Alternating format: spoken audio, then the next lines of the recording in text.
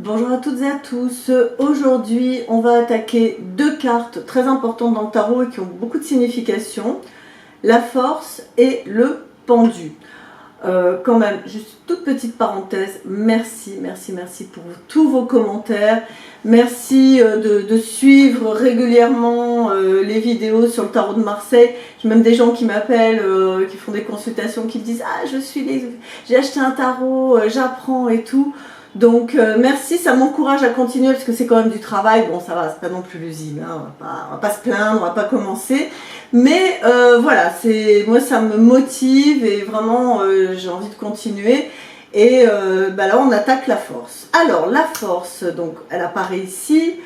Comme vous pouvez le constater, moi je l'ai devant moi, hein, c'est une femme qui tient un chien, un loup, un lion, c'est pas trop, normalement on dit que c'est un lion hein, dans le tarot, par la gueule, et qui lui ouvre la gueule comme ça, tranquillement.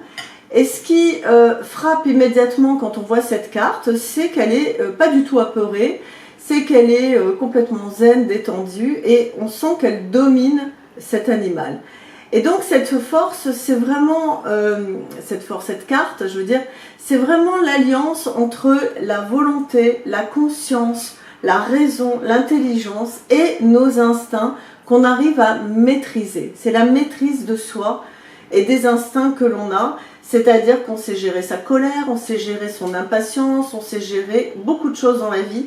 Donc c'est une carte de grande sagesse, de maturité, d'intelligence, de savoir prendre du recul sur ce qui nous arrive. Et ça, c'est vraiment une très bonne carte. Moi, je l'adore. La force, c'est une de mes cartes préférées parce qu'elle indique une force de caractère, mais en même temps calme, tranquille, serein. D'accord ?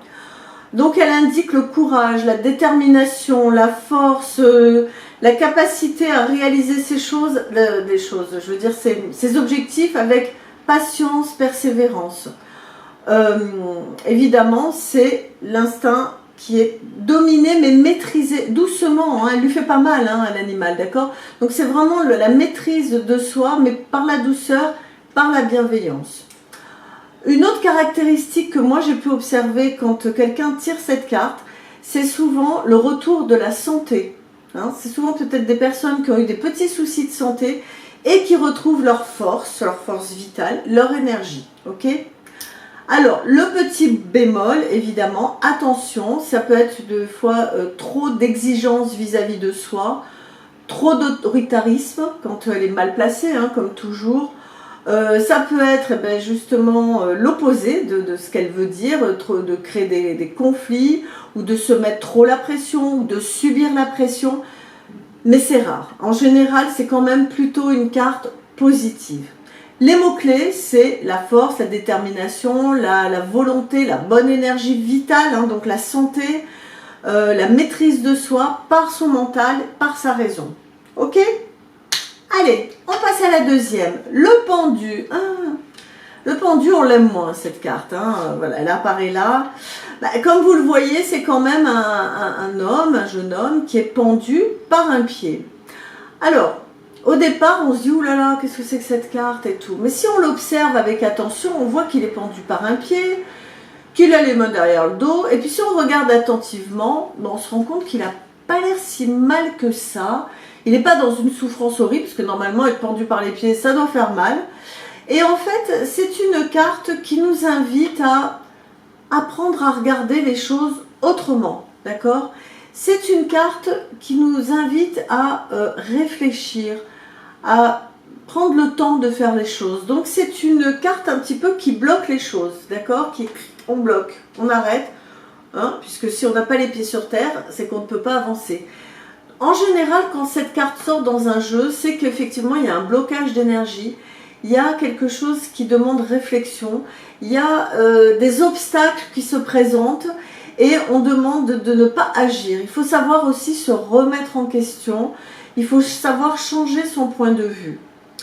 Il y a aussi dans cette carte une notion que moi je retrouve souvent dans mon jeu.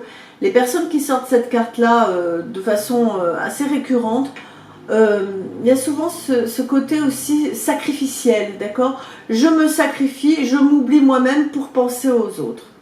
Alors attention, mais avec un gros attention, parce que c'est une carte qui parle souvent quand même de déprime, d'angoisse, de problèmes de santé, de souffrance, de mal-être, voilà. C'est pas une carte facile, ben, je vous ai dit, hein, tout n'est pas rose dans le tarot, il y a des cartes un peu difficiles.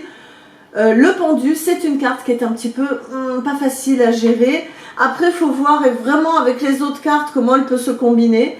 Mais souvent, elle peut dire un peu de déprime, d'angoisse, de mal-être, de sentiment de se sacrifier, de faire tout pour les autres et on récolte pas grand-chose.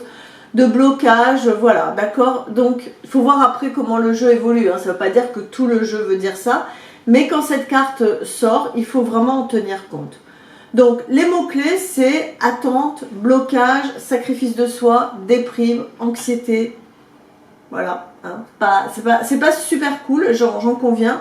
Mais c'est comme ça et c'est une carte, hélas, en ce moment qui sort souvent dans le jeu de mes clients. Voilà. Bon, c'est terminé pour cette leçon. La semaine prochaine, qu'est-ce que l'on voit? Ah oui, on va voir l'arcane 13, l'arcane sans nom, et on va voir la tempérance. Voilà, ça c'est pour la semaine prochaine. Je vous remercie, laissez-moi encore des commentaires, franchement ça me fait super plaisir. Et puis, pensez à noter, bonne leçon, je vous souhaite une belle semaine, à la semaine prochaine. Ciao!